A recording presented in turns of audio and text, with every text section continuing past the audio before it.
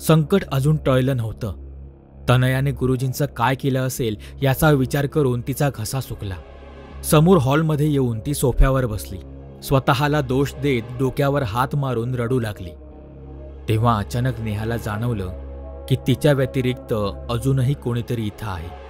तिचं रडणं बंद झालं.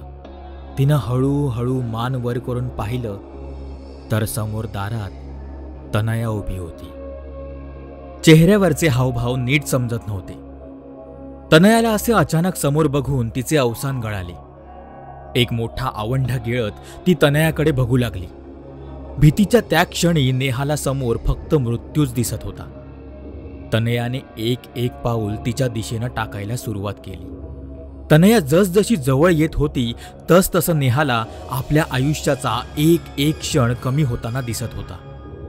आता नेहा आणि तनयामध्ये जेमतेम 2 पावलांचे अंतर उरले होते. नेहाने हाताची मूठ पक्क बंद केली. डोळे आपोआप गच्च बंद झाले, कारण आता कोणत्याही क्षणी तनयाचा एक वार आणि नेहाचा खेळ खल्लास. नेहा अशी हाक नेहाला ऐकू आली. आवाज ओळखीचा होता.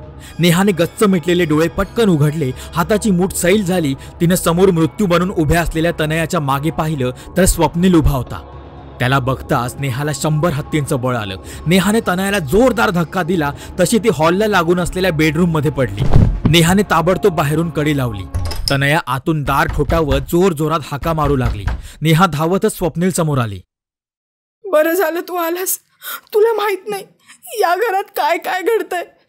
आईच्या पायावर गरम दूध, काल बाबांना. अगं हो, तू आधी शांत हो पाहू आणि काही बोलू नकोस. इथं काय घडतंय ते माहितीये मला आधीपासूनच. ज्या घटना घडत आहेत त्या आणखीन भयंकर होऊ शकल्या असत्या. अगं पण देवाचीच कृपा. पण तू तनयाला का बंद केलंयस? एक पाऊल घरात टाकत स्वप्नील म्हणाला. नको नको नको गुरुसीधर. ती बाहेर आली ना तर जीव घेईन सगळ्यांचा. ती तनया नाहीये. तिच्यात वेगळीच कोणीतरी आहे. तिने गुरुजींचंही काय केलं माहित नाही. नेहा तू शांत हो आधी. हे बघ, हे खरंय की या घरात वाईट शक्ती वावरतेय. अगं पण ती तनयामध्ये नाहीये. ती तुझ्या आईमध्ये आहे. काय? तू हे काय बोलतोयस? तुला काहीच माहित नाहीये. अरे त्या तनयाने. आधी तू माझं ऐक. मला कल्पना होती की तू माझ्या बोलण्यावर अजिबात विश्वास ठेवणार नाहीस, म्हणून तुला अगदी सुरुवातीपासून सांगायला हवं. स्वप्नीलने प्रत्येक घटना क्रमवार सांगायला सुरुवात केली. आपण त्या वाड्याच्या कुंपणात जेव्हा दाखल झालो ना, तेव्हा तनयाच्या चेहऱ्यावरचे हावभाव बदललेले मला जाणवले. ती घाबरली होती हे स्पष्ट दिसत होतं, पण तिने नक्कीच काहीतरी बघितलं याची मला खात्री होती. अगं त्यातच तिचा पाय अडकला आणि झाडाचा आधार घेताना तिच्या हातातला दोरा देखील तुटला होता. म्हणूनच मी तिच्या सोबतच होतो. ही श्री दत्तगुरूंची कृपा आहे की मला आणि मी ज्या व्यक्तीच्या सोबत असतो ना, त्यांना वाईट शक्ती स्पर्शही करू शकत नाही. तुला एक गोष्ट माहीत नसेल, पण तनयाला अशा गोष्टी दिसतात. आणि गमतीचा भाग असा की तिलाही हे पहिल्यांदाच माहीत झालं. काय? अरे पण आपण आजपर्यंत किती हॉन्टेड प्लेसेसवर गेलोय, तेव्हा तर तिला कधी असं काही दिसलं नाही. हो, कारण मुळात तिथे तसं काहीच नव्हतं. हे बघ, त्या वाड्याबाबत जे बोललं जातं की त्या बाईचा आत्मा तिथे वावरतो, हे अगदी खरंय. मला तनयाला बघून याबद्दल कल्पना आली होती. पण आपल्यासोबत तुझा लहान भाऊ शेखर होता. तो आधीच घाबरला होता. त्याला आणखीन घाबरवायचं नव्हतं, म्हणून मी काही बोललो नाही. फक्त आपण इथून माघारी फिरूया असं सतत सांगत होतो. तुमच्या हातातील धाग्यामुळे तुमचं रक्षण झालं. अरे पण थांब जरा. अजून माझं बोलणं पूर्ण झालं नाहीये. तुला हेच विचारायचंय ना की तो आत्मा इथपर्यंत कसा पोहोचला? नेहा, तुला आठवतं जेव्हा आपण वाड्याच्या बाहेर येत होतो तेव्हा तू पुढे चालत होतीस आणि तनया मागे होती. त्यावेळी तू मागे वळून तिला लवकर चल, आपल्याला घरी जायचंय असं म्हटलंस. तेव्हा अनवधानाने तू तनयासोबतच त्या वाईट शक्तीलाही आपल्यासोबत येण्याचं आमंत्रण दिलं होतंस. आता तुमच्या सगळ्यांच्या आणि शेखर कोकणातला असल्याने त्याच्याही हातात धागा असल्याने ती कोणाच्याच शरीरात प्रवेश करू शकली नाही. मला इतकं माहीत होतं की ती आपल्या मागे नक्कीच आली आहे आणि जिने तिला बोलावलं म्हणजे ती तुझ्यासोबतच जाईल याची पूर्ण खात्री होती. म्हणून दुसऱ्या दिवशी सकाळी मी तनयाला घेऊन फेरफटका मारायला गेलो होतो. तेव्हा तिला रात्री वाड्यात काय काय झालं ते सांगितलं आणि स्वतःजवळ असलेला श्री दत्त महाराजांचा अंगारा दिला. तिला म्हटलं होतं की काहीही झालं तरी तो अंगारा स्वतःपासून दूर करू नकोस. आता तो आत्मा फक्त योग्य संधीच्या शोधात आहे. ज्याचे शरीर कमकुवत असेल तो त्या शरीरात प्रवेश करून त्रास देईल आणि समोरच्याचा सुद्धा जीव घेईल. आणि बघ, झालेही तसेच. काकूंच्या आजारी शरीरात प्रवेश करणं तिला सहज सोपं झालं. म्हणून मी तनयाला बोललो की काहीही कर, पण नेहाच्या घरी काही दिवस राहा, जेणेकरून यावर काहीतरी उपाय मिळेल आणि आपण यातून सुखरूप बाहेर पडू. आता याला योगायोग म्हण की विधिलिखित. दुर्दैवाने का होईना पण तनयाच्या काकांना ॲडमिट करावं लागलं आणि तिच्या आईबाबांना तिकडं जाणं भाग पडलं. आणि तनयाने तुझ्या घरी राहण्याची जी संधी आम्ही शोधत होतो ना ती आपसुकच चालून आली. त्यानंतर मी तिला कल्पना दिली होती की तो तिथे राहत असताना ती वाईट शक्ती या अंगाऱ्यामुळे तुला स्पर्श करू शकणार नाही, पण तुला इजा पोहोचवण्याचा आणि घाबरवण्याचा प्रयत्न नक्की करेल आणि त्यासाठी तुला कायम जागृत राहावं लागेल. शिवाय त्या घरातलं अन्नच काय तर पाणीही प्यायचं नाहीस, कारण स्पर्श करता येत नसला तरी अन्न किंवा पाण्याद्वारे तो आत्मा तुझा जीव घेऊ शकतो. म्हणून तनयाने प्रसादालाही नकार दिला होता. शिवाय त्या दिवशी जे गुलाबजाम तिने आणले ना ते मीच बनवून त्यात अंगारा घालून काकूंना द्यायला सांगितले होते, पण तो प्रयत्नही फसला.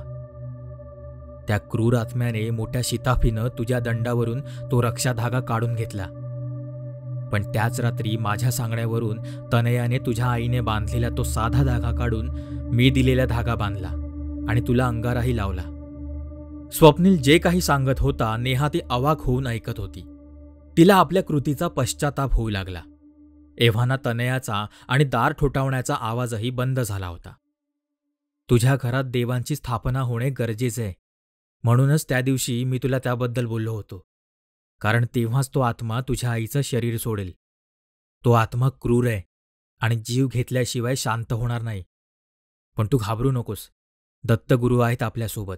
हां, जा, आधी एक ग्लास पाणी घेऊन ये. नेहा धावतच पाणी आणायला गेली. तोवर स्वप्नीलने सोबत आणलेला अंगारा खिशातून बाहेर काढला. थोडा अंगारा त्याने नेहाने आणलेल्या पाण्याच्या ग्लासमध्ये टाकला. नेहा, आधी तनयाला बाहेर घेऊन ये. स्वप्नीलने सांगितले तसे नेहाने लगेच जाऊन दार उघडली आणि तनयाला घट्ट मिठी मारली. सॉरी तनया, खरंच चूक झाली. मला असं वाटलं नव्हतं ग की. आपण याबद्दल नंतर बोलू. आधी काकूंना संकटातून बाहेर काढू. तुम्ही दोघी इकडे या आणि हा अंगारा स्वतःला लावा. आणि नेहा, हे पाणी संपूर्ण घरात शिंपडून ये. स्वप्नील आपल्या हातातील ग्लास नेहाला देत म्हणाला. वेळ न घालवता तिने पाणी शिंपडायला सुरुवात केली. स्वप्नीलने स्वतःकडे असलेल्या विभूतीनं हॉलच्या मध्यभागी एक भले मोठे रिंगण केले. काकू घरात नाही हे तनयाने सांगितलं होतं, त्यामुळे मी लगेच आलो. हे बघ नेहा, मी कोणी या गोष्टींचा जाणकार नाही. माझ्या आतापर्यंतच्या आयुष्यात मी हे पहिल्यांदाच पाहतोय. मला तर हेही माहीत नाही की मी त्या आत्म्याचा सामना कसा करेन, पण मला माझ्या भक्तीच्या शक्तीवर पूर्ण विश्वास आहे.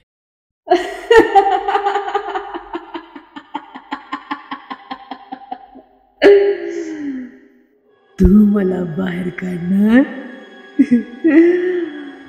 तू मला बाहेर काढणार? हा आवाज ऐकून तिघेही मागे फिरले. दारात नेहाची आई उभी होती. विस्कटलेले केस, करडी नजर, दात विचकत ती पाहत होती. आता सगळ्यांची नजर दाराकडे गेली. ते भयंकर रूप बघून त्यांची पाचावर धारण बसली. भीतीने तनयाने नेहाचा हात घट्ट धरला. नेहाकडे बोट करत आई म्हणाली, मी अशी जिथपर्यंत आले नाही. हिनं मला बोलावला. हिनं. आता मी इथेच राहणार आहे. तू मला इथून घालवू शकणार नाही. तसा प्रयत्न जरी केला तरी एकेकाच्या नरडीचा गोट घेईन मी. तू मला इथे घेऊन आलीस ना, आधी तर तुझ्याच नरडीचा गोट घेईन मी. असं म्हणत त्या क्रूर आत्म्याने एक मोठी आरोळी ठोकली. तो आवाज इतका कर्णकर्कश होता की तिघांनीही आपले कान घट्ट दाबून घेतले. हे बघ, असशील तू ताकदवर, पण हे विसरू नकोस की देवापेक्षा तू वरचढ नाहीस. आज जर तू काकूंचे शरीर सोडले नाहीस तर यापुढे जे घडेल त्यात तुला असंख्य यातना मिळतील. त्यामुळे बऱ्या बुलांना जिथून आलीस तिथे परत निघून जा. स्वप्नीलच्या बोलण्याचा तिच्यावर काही एक फरक पडला नाही. तिने एक एक पाऊल त्यांच्या दिशेनं चालायला सुरुवात केली, पण ती मध्येच थांबली. खाली वाकून गुडघ्यावर बसली. दोन्ही हातांचे पंजे समोर केले आणि आता ती एखाद्या जनावरासारखी भासत होती. दुसऱ्याच क्षणाला ती सरसर भिंतीवर चढू लागली आणि छतापर्यंत पोहोचली. हे दृश्य इतकं भयावह होतं की नेहाला आपल्या आईला त्या अवस्थेत बघून भीती तर वाटलीच, पण आपण त्या वाड्यात का गेलो असा विचार करून स्वतःचाच राग येऊ लागला. नेहा, नेहा, अजिबात घाबरू नकोस. ही आपल्या केसालाही धक्का लावू शकणार नाही. हिला काकूंचं शरीर सोडावंच लागेल. तुम्हाला नाही, पण जे शरीर माझ्या ताब्यात आहे तिला तर मी स्पर्शही करू शकते आणि यातनाही देऊ शकते.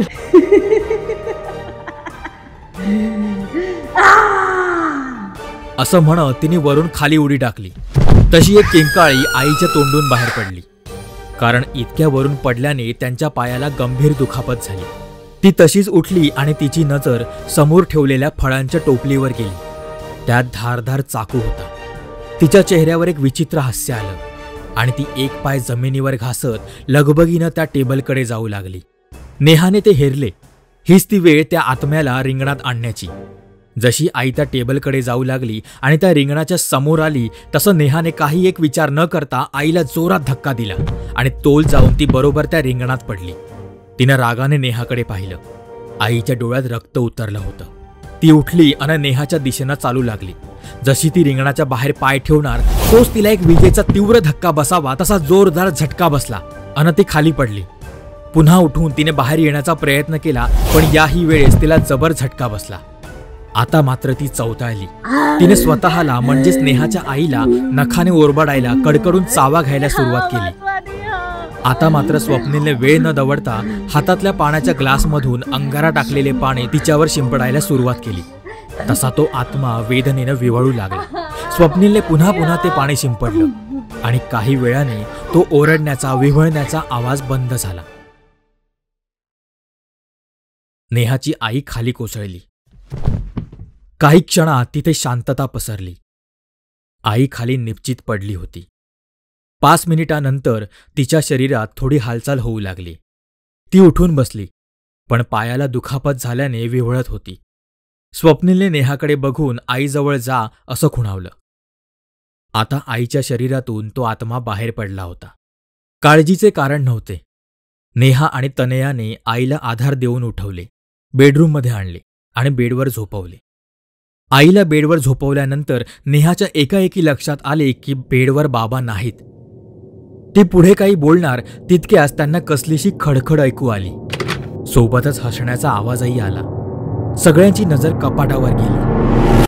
बाबा कपाटावर बसून विचित्रपणे हसत त्यांच्याकडे पाहत होते.